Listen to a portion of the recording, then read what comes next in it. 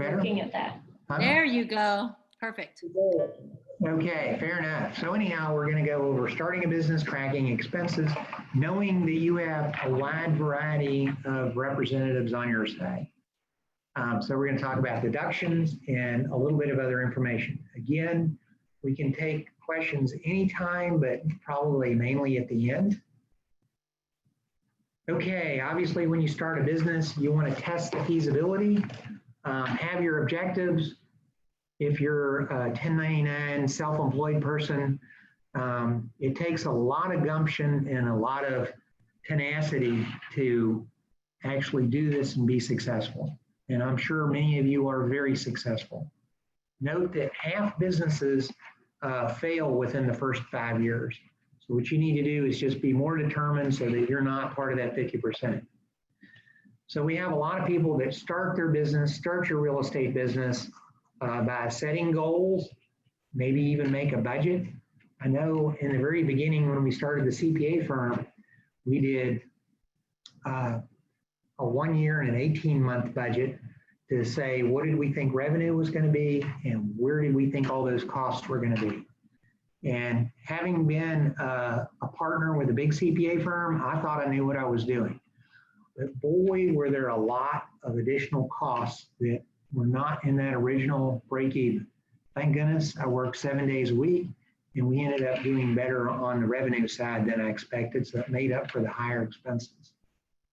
So I wonder, Michelle, how many on your side have when they started out with sort of like a budget on what they thought they were going to be able to do in order to cover their overhead? Well, I would love to say everybody, but I think there's only a few people that start off that way. I think a lot of us, including myself, got into the business and didn't know what it was really going to cost until we got going. Yep. Okay, well, one of the first things that people think about is what entity type do they start your business in? And a lot of realtors start off with as sole proprietors. They may go out and form a limited liability company for a minimal level of additional protection. As far as the other entity types up here, C corporations is an entity that is all by itself. I have not ever seen a realtor as an agent form as a C corp. We do have one realtor client that formed as an S corporation. And you say, well, why an S over a sole proprietorship?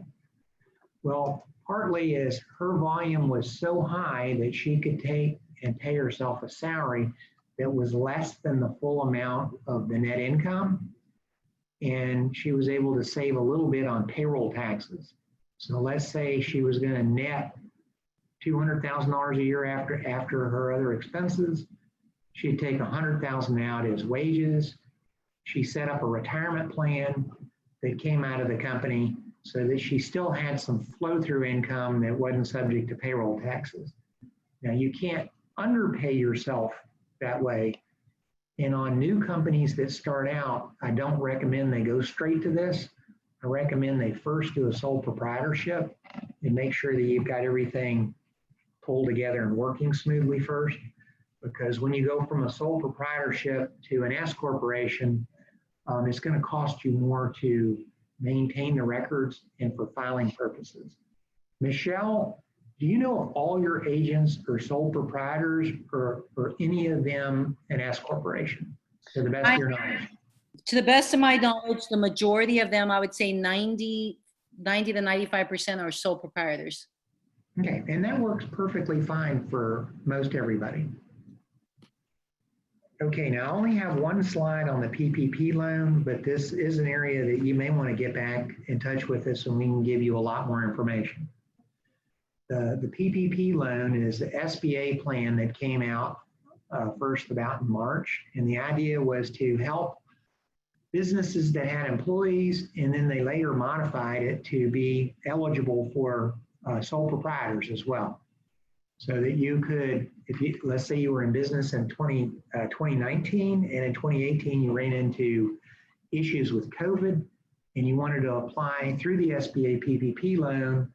And I'm not sure, Michelle, how many of your agents have applied for the PPP loan? I know that I have at least about 8 to 10 that have received it that I've personally talked to. I'm sure there's a lot more that have received it that I haven't had personal conversations with. Okay, what this will help you do is you get a loan from the SBA to help cover paying yourself, paying rent if you have rent, pay utilities. And really what's happened is they've had a couple of modifications to this PPP loan. And as of last Friday, they moved the forgiveness period from an 8-week period to a 24-week period. So as an example, let's say you were a sole proprietor, and based on the expenses that you use to apply for it, you take your average monthly expenses for payroll, rent, and certain utilities and certain loan payments, and we're able to say that monthly average times 2.5 times is what you'd be eligible to borrow through your bank through this program. So that once you got that money, as long as you spent a certain amount on rent and utilities, then you could use a look-back period for sole proprietors. Then after the 24-week period, you reapply for forgiveness, and it could be that a large part or all of the amount you loaned would be turned in from a loan to a grant where you didn't have to pay it back. And as of last week, there was 120 billion left. So anybody that's been rolling along that needs the money, I would run down to your local banker and ask them about applying for a PPP loan. And Michelle knows a very good banker that may be very excited on talking to them. Absolutely. I love that they went 5 years on the payoff, because at the beginning it was 2 years, right, Jim? It used to be 2 years. Now what they said is new people that apply, that the part that's not forgiven has a 5-year payoff. Those that were under the old rules have a 2-year payoff, but as long as their bank agrees, they can move it from a 2 to a 5-year. But the bank has to bless it. You're so smart. Okay. Then we're going to talk about deductions. And most of these slides are going to be geared to the idea that you're a sole proprietor. So we're going to look quickly at the Schedule C, the sole proprietor form, the Schedule 1, and the qualified business income. And so many of these things changed with the Tax Act that was enacted December of 2017. So on Schedule C deductions, I think, Betty, you were going to handle this one. I was. So you still can. So we're going to start off with meals because everybody gets hungry and everybody loves to eat. Yes. And you bring meals into your way of doing business. So basically, business meals are still deductible, 50% of them, 50%. There are requirements, though. In order to get this deduction, if you ever are audited, you've got to have written documentation to support each of your meals. That's the receipt for the cost of the meal, who's in attendance, what was the purpose of the meeting, the business purpose. Keep those records just in your folder, and then if you ever get a friendly call from the IRS, you've got them, and you'll be entitled to the deduction. In the real estate business, there's one area that I looked up that seems to give you a little bit more of a deduction, and that is when you're doing your open houses and you're bringing in other real estate agents to look at it, and the general public, prospective buyers, nosy neighbors, whatever. The cost of those open houses for the food and whatever you've got that you've added to that house, the food part is 100% deductible. So this is clearly, the real estate had a very good lobby, because this was specifically added just for real estate people. I love that. Yeah. The only little bitty trick that I doubt you'll ever run into is, of all the attendees, including the agents with your firm that are there showing the house and the guests, 50% has to be, at least 50% or more have to be guests, which the IRS considers that they call it the general public, but what it is other real estate agents, not with your firm, and the general public, the prospective buyers, right, and nosy neighbors. Don't forget those nosy neighbors. I know that I've been one. Okay, the other thing, the bad part is with the Tax Cuts and Jobs Act that was enacted in beginning in 18, you can no longer take any entertainment expenses. So this means if you're taking future buyers, current clients, or outside agents to, entertain them to look at your houses, then you can't take them to sporting events, concerts, rodeo, that type thing. Also, I'm reading this that of the closing gifts that I understand real estate agents will give their buyers of great houses, that the tickets, you really don't want to give them tickets to these events also. You have to find something else to reward them or keep their business. The only exception to this sporting event is if you do decide, because first of all, you should always realize what's good for business is what you need to do, not whether it's tax deductible or not. So it may be that it's good for business to go to the rodeo with these clients. If so, and you buy food while you're at the rodeo, that's considered a business meal. That is 50% deductible. So keep your receipts, write your attendance, and take the deduction. Like the first slide with the dog, you're not supposed to let the tax tail wag the dog. Do what's good for business, even if it's not necessarily 100% deductible. Well, I love that. If I'm going to take you out, Jim, to a sporting event for a client, I'm going to tell you, I'll let you take care of the tickets. I'm going to take care of all the food. See, there you go. There you go. Mesa, you were going to cover marketing and advertising in home office? Yes. So, of course, one of the major expenses of realtors is marketing and advertising. So there's a wide range that are deductible. Of course, the social media marketing, printed materials such as flyers, mailers, and business cards. And then you get into maintaining your website and branding, and then purchasing leads and your CRM system. That's all deductible as an expense of your business. Cool. And that's all 100%? Yes. Okay. And is there any limit to that? Nope. Not that I know of. Well, when you run out of cash, so you got to close some deals. Absolutely. Thank you. Yep. And then another major item would be the home office. A lot of realtors work from home. So in order to be able to deduct home office expense, there's two main requirements. It has to be a dedicated area in your house that's exclusively used for business, and it must be your principal place of business. And there's two different methods you can use to take the home office deduction. You can use the simplified or the regular method. The simplified method is just, you can deduct a maximum of 300 square feet times $5 per square foot. So it would be a maximum of $1,500.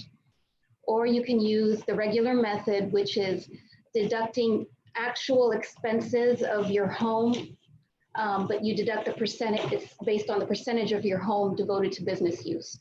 So you would deduct a percentage of your mortgage interest, property taxes, insurance, utilities, repairs, and then depreciation of your home. Okay, and that's a deduction on your Schedule C. So it reduces both your income for income tax purposes and income for your self-employment / Social Security taxes. And then another, how'd you get your car on there? auto expense is big for realtors as well. They do a lot of driving. So the main thing is, so you've got their standard or the actual method. The standard mileage method is basically you take your total business miles of the year multiplied by the standard mileage rate, and that would be your deduction. And you have to keep a log of your miles, and many people use apps for that nowadays. Just automatically keeps track of it for you. And then there's another method, which is the actual method, which you can take actual costs of maintaining your car. For example, gas, insurance and things like that. And it would also be based on your percentage of miles used for business. Can I ask a question here on this one? Yeah. So what happens if I have a real estate agent that is a high producing agent? They want to buy a separate car just for real estate and they use that just to go out and do business. Can they write off anything else other than their miles and the cost if they wrapped it in marketing pieces or anything like that? Well, the thing, in order to make it not completely deductible, they would have to not ever use it for anything. If their main office was in their house, then that may be successful in doing that. Now, so they get, if they say, we're starting on day one with this brand new car, then we're going to depreciate it, take the interest on the loan if there is one, insurance, new tires, repairs, all the costs related to that vehicle. Okay. But they really need to make sure they have another vehicle, because that's one of the questions is is all your miles deductible? Well, I mean, are you, do you have written records of these miles? Every mile that this car's gone on, and then you would really get a pretty good deduction if you did that. Okay. But they'll also verify that you have another vehicle that you're running to the grocery store here, there, and yonder in. Right. Perfect. Okay. Thank you. Sure. Okay, commissions paid and gifts. Okay, if you get a commission from selling a house and you need to share that commission with somebody else, then you're not going to want to pick up all of that income and not get an offset. So let's say you ended up with a commission of $10,000 and you had to pay $5,000 out to another agent to share that commission. Well, if you get the 1099 saying that you have the $10,000 of commissions, then you're going to want to do a 1099 to that other agent for the $5,000 that you're paying back out, so that on your Schedule C, you report the 100% amount, but you deduct the amount that you've 1099 that other person. So usually we recommend, before you write a check to somebody else, get them to fill out a W-9 form that just gives you their Social Security number or their federal ID number, so that you have the information to do that 1099 at the end of the year. Gifts, this is one of the things that none of us agree with, and that is in the 1960s, the IRS came up with this gift amount of $25, and it's never been increased. So if you were going to do a closing gift for $100 for a client that just purchased a house, you can only deduct $25. I'm not saying only spend $25. Just know that's one of those things. You need to do what's right for your business. Just know that only $25 is going to be deducted. Okay, note that promotional items that are small, like pens, pencils, that kind of stuff, are not gifts or marketing items. Okay, office and software expenses. Short-term assets are 100% deductible. Obviously, like pens, apps, stationery, consumable type things. About 3 years ago, the government came out and said, hey, we're having a lot of arguments over what should be capitalized and depreciated and what can be written off right away. So the IRS, through their infinite wisdom, said, okay, if you make this special election on your tax return, any individual item costing less than $2,500, you don't have to capitalize for federal income purposes. You can just write it off. So if you went out and bought a laptop computer for $1,800, under the old rules, you would have to put it on your books and records and depreciate it. Now, if that item is less than $2,500, you can just write it off. So that has helped simplify books and records for a lot of people. Betty, tell us about travel. I get to do all the fun ones. So I know you have to travel for conferences, seminars, maybe even showing a house somewhere else. Basically, all of your travel expenses are 100% deductible except for your meals. And this includes your transportation, your lodging, your luggage, even if you have to pay an upcharge for extra baggage, shipping, if you're at your Well, that's because hotel. they're taking all those promotional brochures. That's true. If you're at your hotel and you have to fax or send, incur any business expenses, all that's 100% deductible. Now on your meals, keep those separate because those are 50% deductible with the same rules we talked about before. The only exception is cruises. I know sometimes, I don't know if y'all go on cruises, but a lot of companies do. They'll have a seminar on a cruise. Those are different rules, and we've got some of them busted out on our handout, but actually it might be better if we just go over those in person. So just give us a call and we can talk to you about them if this happens in your situation. The only other thing I want to say is when you are traveling, if you're taking your spouse, your children, or guests, their cost is not deductible, only your cost. Okay, very good. Okay, other Schedule C deductions. This is the sole proprietor form in your individual return. Desk fees, and Michelle, I know you call them something different than that, but most real estate companies charge you something for the kind of the right to hold your shingle there. So those are going to be all deductible. Continuing education is 100% deductible, excluding cruises. Fees, licenses, membership dues are 100% deductible. This is membership dues to like professional real estate groups. If you say, hey, in order to sell a house, I need a membership to Sweetwater Country Club in Sugar Land, those are not deductible. So those are not the dues that I'm talking about. So all of that, 100% deductible. Keep a really good record of your receipts.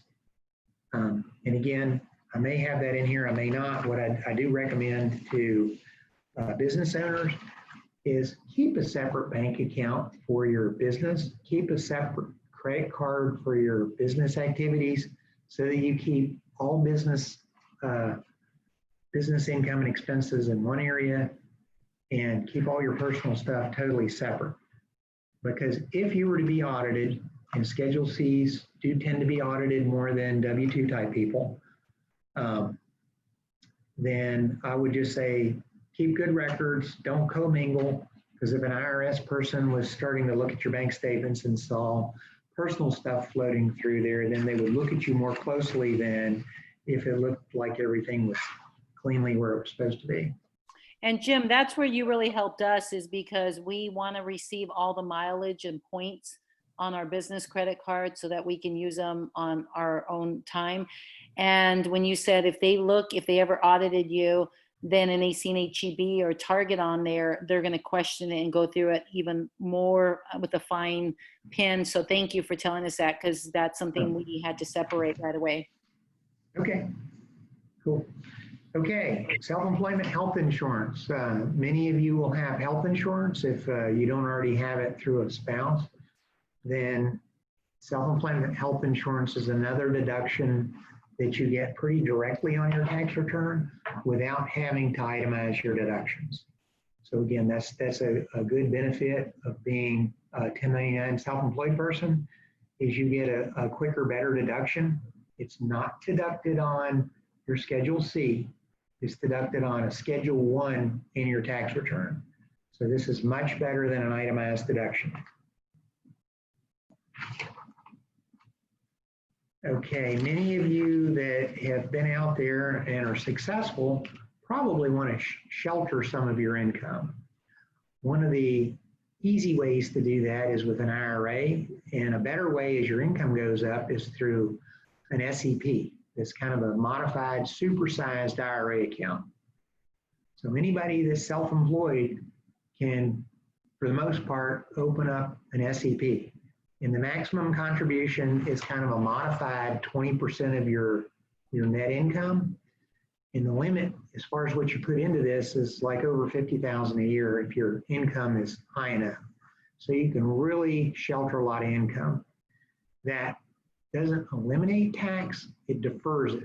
So you take a big SEP deduction on your tax return in 2020, you'll pick that up in income again when you start taking that SEP money out when you're over 59 and a half years old.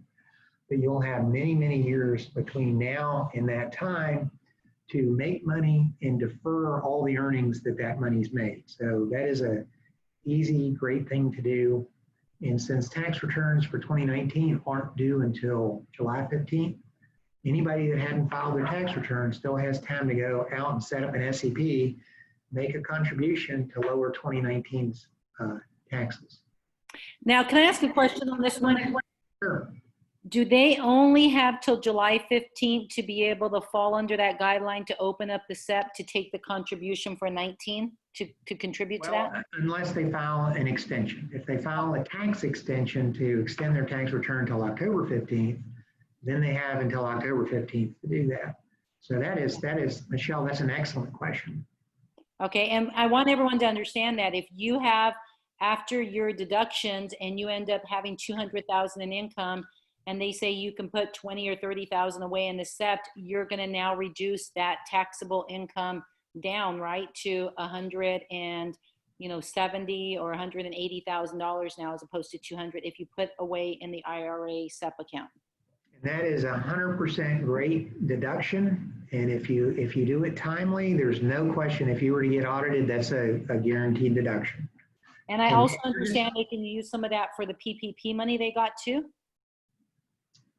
Well, if they did get the PPP money, the SEP is an excellent thing to be doing too. What I would do though is to just for safety's sakes, because they don't have the new SBA loan forgiveness document out.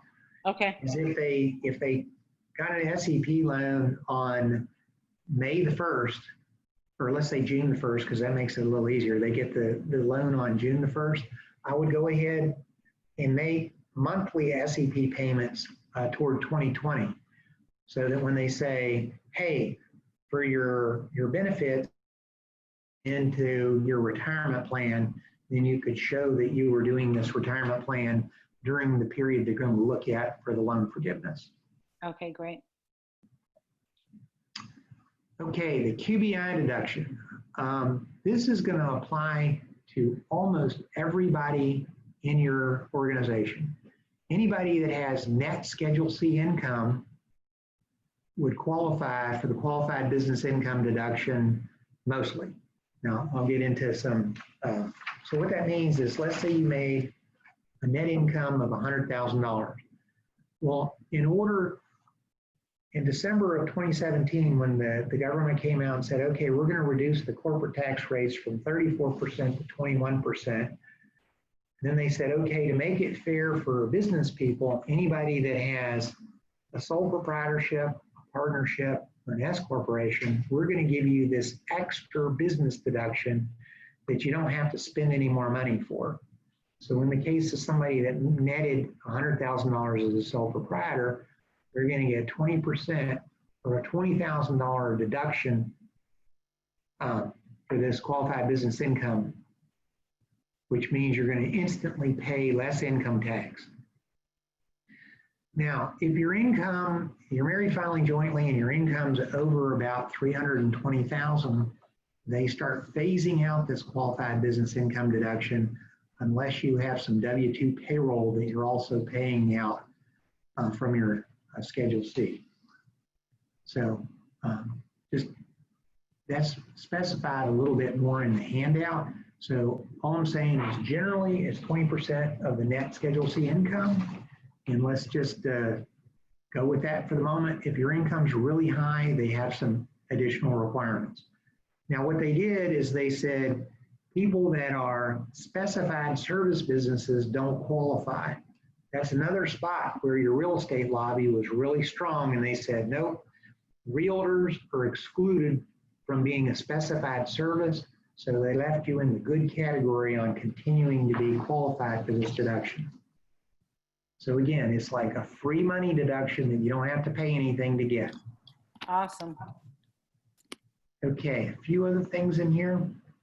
One thing we might want to say about those SEP payments though, if you are going to extend your tax return, be sure your SEP is funded and they've got the money before you file your return. That way you're guaranteed to be able to get that deduction. Thank you. Okay, one other thing that many of you by now already know, but anybody that's newly into being self-employed, since you don't have a W-2, there's not federal income taxes being withheld from your paycheck / your 1099. So the government expects that you're going to prepay them for the year.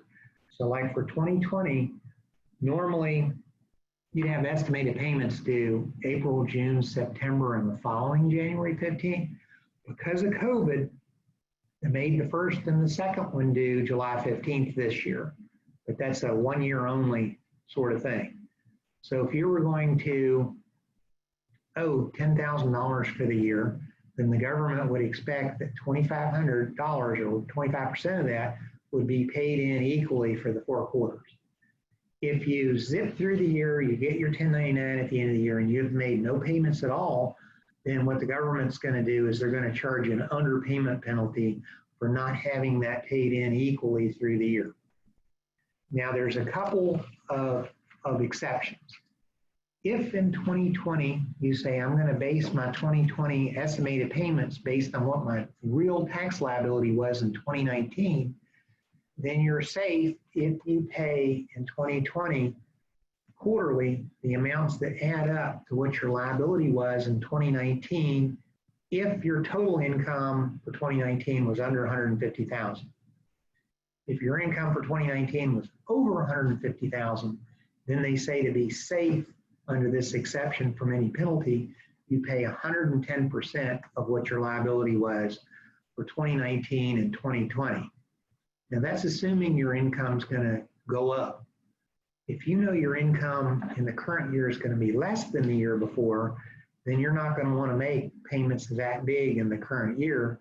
Then you just try to pay what you think you're going to pay. And if you're 90% or better correct, then you don't have an underpayment penalty. If you are underpaid, then you're just going to be charged a small underpayment between what you really did pay and what the real liability was. And there's a couple of ways to do this. One way is to make your quarterly payments with a little IRS voucher called a 1040 ES. And a better way, if you want to make sure that they absolutely got it very quickly, is to do the direct pay through the IRS. And you can go to the link that we have here and do a direct pay on a quarterly basis. Some people even set those up ahead of time to say, okay, government, I'm going to want you to take these out 4 times a year. You schedule with them, and you just have to make sure you have the money in your account for them to zap it out 4 times a year. One of the beauties of the direct pay is that once you make that payment, the IRS you can always go back and check. They have a payment history. And so sometimes at the end of the year, it's nice to be able to just go there and see all the payments you've made when you're putting that on your tax return. Yeah, make sure you use your correct Social Security number so that I'm not making a payment for Betty. Oh, darn. But a good thing is that since you're putting your when you put your Social Security number in there, it flashes your name, or if you're a female and you're married to a male, well, it flashes the taxpayer's name. So if that's your husband, then it's going to flash his name up there, but you married filing jointly qualifies. Anyway, it's you. Right. Okay. Perfect. Okay, other taxes. The first one on here is, I call it the stuff tax. It's the business personal property rendition. What happens is each county wants to make a little bit more money on taxes, so they assess businesses like a property tax based on the assets that you have. So let's say you have a home office and you have $10,000 worth of equipment in that home office that you're deducting on your federal tax return. Then the county, Harris County, Fort Bend County, wherever you happen to be, is going to want to charge you a property tax on that stuff. So it's personal property as opposed to a real property. So this special tax doesn't apply to real estate. It applies to like computers and other stuff. There's an exemption if you have total assets of less than $500. And again, many businesses don't even know this tax exists. So generally, people that start a business are under the honor obligation to reach out to the county appraisal's office and say, hey, I'm in business, here's my location, and I want you to send me a rendition form. Okay, next is Texas franchise tax. This only applies if you've incorporated in the state of Texas, like a limited liability company, a regular corporation, or an S corp. In certain partnerships, if you're a sole proprietor, this does not apply to you, so don't worry about it. But again, if you have a little limited liability company, then there's an annual report to file that you wouldn't owe anything on unless your gross receipts for the year are over $1,180,000. And that number is indexed for inflation every year, so it gradually goes up. Last thing I'll say is about 1099s and W-9s. Again, if you're going to pay somebody else for the year more than $600, you're obligated to do a 1099 to them. So usually what we recommend is if you're going to make a payment to a person, have them fill out a W-9 form, and you can download those directly from the irs.gov website. And it just has a spot for their name, address, and their either social security number or ID number of who it is that you're paying. So just to think about 1099s, it's easier to think about it as you're going through the year instead of in January after the fact when you're like, ooh, I know I paid these people more than $600 and they don't feel very willing to give you their social security number at that point. Okay, at this point, any of us would be happy to take any questions. Do we have any questions? Yes, we have some questions. So one of them is, Bob, are you still on the line? You can unmic, we can unmic you, or you can unmute yourself and I'm here. can you ask that question that you typed? Okay, so on the home office deduction, if you use the simplify, I'm going to ask it backwards. So if you use the regular system and you depreciate your home office, do you have to recapture that when you sell your home? Yes. And Correct. number two, if you use the simplified, well, there is no depreciation, so there's nothing to recapture. Am I correct? Correct. Okay. Cool. Good. And then there was a second question I asked, but I forget what it was about. Where did you ask? Was it in the? Yeah, it's in the chat.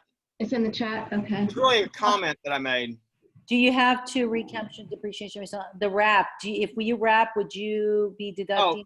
When you were, Michelle, when you were asking about the car, I made a comment that the wrap is totally 100% because that's advertisement. Right, that's a marketing, that's what I figured afterwards. Yeah, so that wouldn't have anything to do with writing the Can you car. see it in the chat? So thank you for Yeah. that, Bob. The next question was for Megan. If a broker takes splits from my sale, is that portion deducted for me?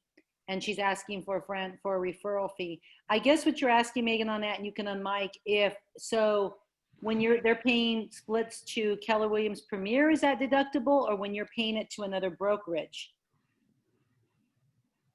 Megan? Crickets? Wyatt, are you there? Yes, sorry, I didn't realize I was, I kept trying to push the space bar and I was on the chat thing. I was asking for our guest, Brian. Oh, Okay. yeah, this is Brian. Let me clarify that. Sure, Brian. Say on a sale, there's a gross close commission of say 10,000, and say my broker gets 25%, I get 75%. I get 1099 for 75%, but is that other 25% that my broker gets, is that like a referral fee, and is that deductible? It's deductible. So what they're asking is what he pays into his brokerage, the part that he pays to his brokerage for, at the end of the year, if he's paid $5,000 each transaction and it equals 30,000, is that deductible? That's 100% deductible, correct? Because it's a service that he's paying for to do business with us, right? Correct. So you're not going to have to pick up more income than you end up netting after paying other people that are owed part of that. Even though I don't directly pay them, I mean, it's taken out before I receive my part of the commission. Is it included in your 1099? No, Well, then no, you Then no. don't get a deduction again, because otherwise that would be a double deduction. well, in other words, well, I only receive, say, 75% of the gross closed commission. The broker gets the other 25%. You're only picking up on your 1099 the 75% that you got. That's correct. So you're not going to then deduct what they're taking as a deduction. I got you. Okay, so I can't be greedy. No. Hey, I'm Good trying. try, though. See, don't let the tax tail wag the dog. All right, Brian, appreciate Brian, that. are you with KW or are you with another firm? No, I'm with Ross and Marshall. That's why you're confused. Come over and we'll help you understand this completely clearly. Well, as soon as I can afford you, I probably would. But Thank you. Well, see, you probably can't afford not to go with her. There you go, Brian. yeah, All right. we'll see what happens. The rest of this year has been crazy anyway, so, you know. Thank you, Brian. Anything you need, You let bet. us know. All right, Appreciate so it. we have another question here from Karen. Last year's filing status, married or single? I'm not sure what you were asking there, Karen. So if you can let us know. I'm asking what filing status means. Is it like if your file is married or single or Yes. what? Yeah. Right. That was my question. Yeah. Okay, so will you ask the question as soon as, okay, so if I made $10,000, what is the tax on that? So if you made $10,000 for the full year, if you want to give them a call, they'll be glad to tell you what tax bracket that you fall in, because it's going to be based if you have deductions, Linda. And if you made 10,000 for 2019, what were your deductions and everything else? So they can answer that question probably offline, because that's probably going to be a little difficult for them to know that right off the bat. Or unless you guys want to answer that right now, what would No, they we call? really wouldn't know. If she had $10,000 in income and no other income from any other source, including a spouse, then her standard deduction would be more than enough to cover that. But she would still owe Social Security, which is the self-employment tax. So the self-employment tax is in addition to the income tax. And for newly self-employed people, that's one of the biggest gotchas out there. Come April 15th, the following year from when you made that 1099 income, and somebody has this big tax bill and they were like, well, hey, I thought I was in the 15% bracket. This is looking like 30%. Then you'll say, well, it's the 15% bracket plus the 15.3% self-employment tax, which is Social Security tax for self-employed people. Perfect. That was quick. If you have, go ahead. Okay, if you have any other questions, just put in a in the chat bar, or you guys can call them directly, because we're gonna let you guys know what their number is. Let's go on here. So if you file together, if you file a joint return with another person, a spouse with a W-2, do you still need to pay quarterlies? This is Jeff and I this year, guys. So I know the answer to this, and Jim, you can tell me if I'm wrong. It's yes, I still have to pay quarterlies based on what last year taxes are, because I became a W-2 last year taking this position. We still have to pay quarterlies for the year prior. Is that correct, Jim? That's correct. At the end of the year, the government's going to want to see that you've paid in what your liability is for the most part. And if you have one person that's self-employed and one person that's getting a W-2, it is very unlikely the W-2 person is going to have enough federal income tax withheld to cover the tax liability on both the W-2 and the self-employed person. Perfect. And then I'm taking a note here. We have recorded this. So yes, the next question is, will we email it to you for review? I'm going to put the, Madeline will put the KWMC online where the video will be, so you can go look at it there. It's on our website. Thank you. Madeline, oh, she said that. Cindy Price, our taxable income on our 1099 is after the splits with our brokers. Thank you, Cindy. You're absolutely right. So if you're on this call and you're with Keller Williams, when you get your 1099, if you pay $18,000 to us because you're a capper, you're going to make 118,000. She's saying that we're going to send you a 1099 for 100,000, not the 18. It's going to be deducted already. Robert, did you deduct the home on your, did I answer that right? Okay. Did, if you deduct a home for your federal return, is the state or county going to come in and charge a personal property tax? And would Not on the house, not on the Home house. office. It could be on the assets that you're using in your business, like a computer, a desk, anything that is personal property, which is like business assets not attached to the house. Okay. Okay, what I meant was if you deduct the home office, will they come back and do a personal property on just the home office?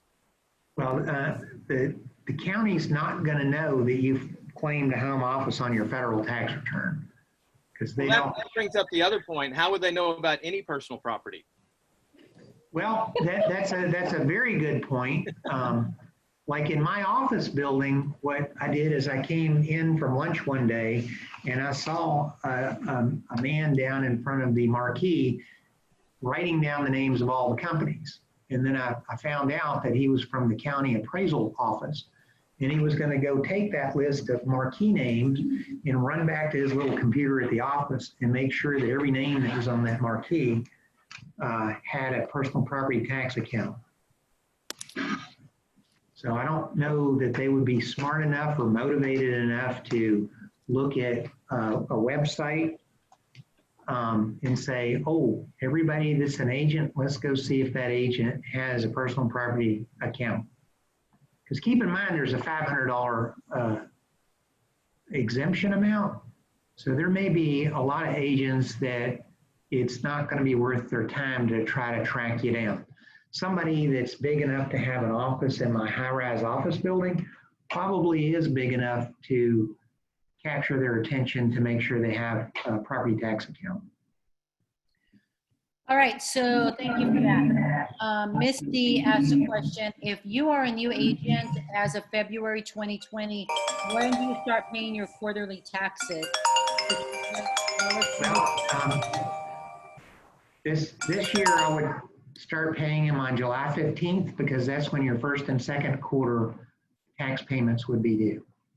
They do have a special way under the annualized method of penalty to have you fill out a special form called a 2210 form in your next year's tax return that said, hey, I really made all this income at the end of the year, not in the first or second quarter of the year, to get you out of the underpayment penalty.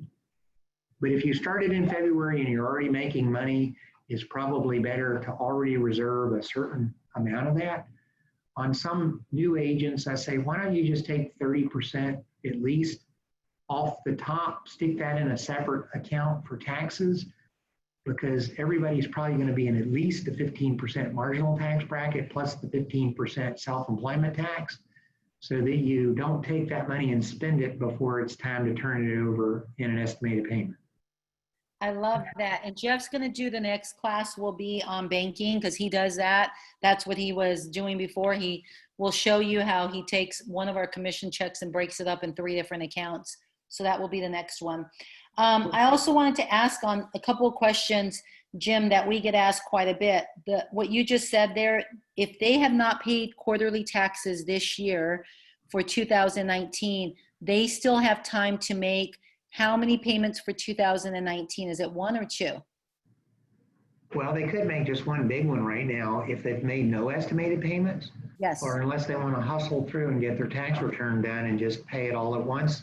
But no matter what, they're going to have an underpayment penalty for 2019 since they didn't pay it equally through 2019. So again, I would encourage them to either make a payment pretty quickly or file their tax return and make the complete payment pretty quickly.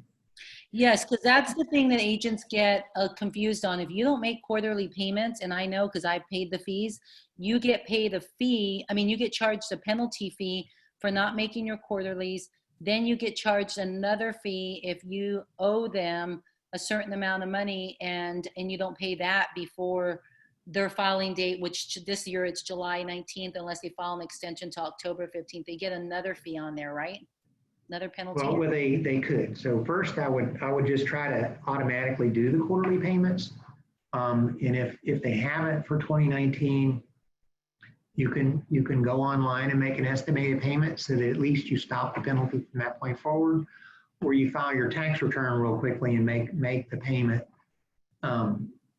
as quickly as possible and not necessarily wait all the way until July 15th. I love that, because every day, what he's saying is every day you guys wait and don't send a payment into the IRS and give them even a lump sum, you're accumulating a late payment fee for every day that you owe that. Is that correct? Correct. And do you guys have a chart that we can share with Jeff's banking class that says if you make 50,000, here's your tax bracket. If you make 100,000, here's your tax bracket. Do you have something like that? I think we can email you over like the sort of the rate tables so that you get an idea, married filing jointly or singly, where those rate tables are. And Okay. that's very easy to do. Wonderful. Linda asked a question, what is a penalty? So I laugh because I gave a few of you guys examples. I had an $8,000 penalty and I'm not proud of it because I was in fear thinking, what if I can't afford to live the lifestyle I want, taking a salary position? And I easily racked up an $8,000 penalty, not my taxes. My tax bill was one thing, but I paid an $8,000 penalty. And it was hard to swallow. So they rack up quickly, and there's a lot of them. So if you want to talk to him, you guys can call, or if you want to talk about that, Jim, a little bit. Well, the IRS changes that penalty rate every 6 months. So we can email you what that latest amount is, but it's going to be calculated again on that little form 2210, which you can pull up a copy of that form on irs.gov. Okay. So they're going to say, okay, if you didn't pay the first quarter payment, then the underpayment penalty on that first quarter amount is going to go from April 15th until it's paid. And then there's a second calculation that calculates the underpayment that would have been calculated from June 15th. So if you should have made a June 15th payment of 2019 and you didn't, so there'll be a little piece of penalty from June 15th until it's paid. And the same thing with September 15th and January 15th. So Well, again, just to let you know, I got them all. I was competitive and I got every single one of them. They charged. Congratulations. see, now that you did that, you don't have to do it again. So Never. You'll be making quarterly payments going forward, and life will be good. And the worst part is the money was sitting in a tax account and then we just didn't pay it because I asked him not to. He should never listen to me. It was an $8,000 lesson for Jeff to say, don't listen to Michelle on taxes. We're here year round, so just call us, email us. We're happy to talk to you. Betty and Mesa would be happy to visit with you in person, as would I. So Definitely. we're here with any questions. Tell us the number that I could reach you at so I can type it in the chat box. Okay, we're at 281-491-8866. 281-491-8866. Yep, and that works for all of us. Okay. And if anybody happens to be working from home due to our nice little voice over IP phone system, if you call here, the phone call can go directly to Betty or me or Mesa or whoever you want to talk to. And don't hesitate to look at our website at www.griffing.com. We have 3 more people to stick on as employees. Somehow they haven't been put on our website yet. But feel free to reach out to anybody that you feel most comfortable with. Well, we thank you so much. And I want everyone on the call to please send them a piece of business, either from you or someone you know.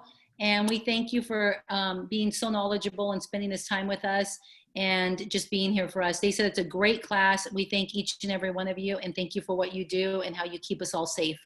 Okay, thank you, and thanks for having us. Thank you. Thank Bye. you. Thank you. Thank you. Bye-bye.